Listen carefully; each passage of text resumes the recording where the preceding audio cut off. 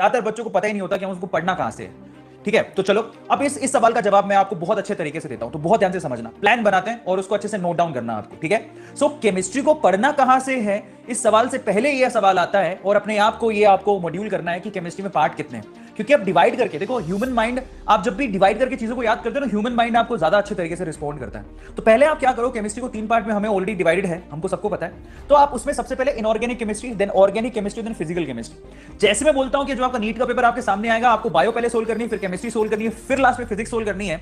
इसी तरह से मैं आपको बता देता हूं कि केमिस्ट्री में भी आपको सबसे पहले 3 पोर्शन में से सबसे पहले किसको सोल्व करना है, इनऑर्गेनिक केमिस्ट्री को।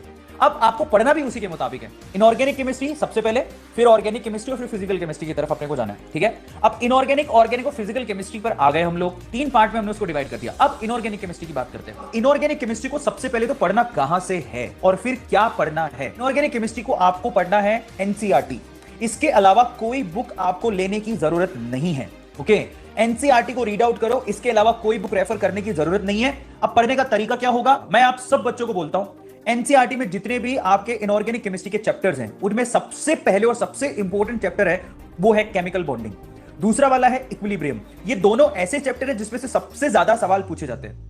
फिर उसके बाद नंबर आता है आपका S block, P block 11th, P block 12th, और पी ब्लॉक 12th तो अनइमेजिनेबली सबसे ज्यादा क्वेश्चन कवर करने वाला टॉपिक है।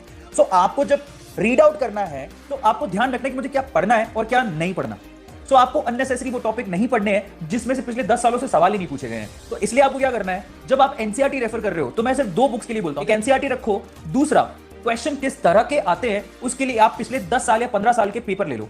मैं आप सबको कहूंगा कि क्योंकि अभी नीट, एम्स और जिपर मर्ज हो गया है, तो मैं आपसे कहूंगा कि पिछले 10 साल या 15 साल का एम्स का बुकलेट लेके आओ, उनके क्वेश्चन की प्रैक्टिस करो, क्योंकि वो आपको सबसे ज्यादा काम देगा।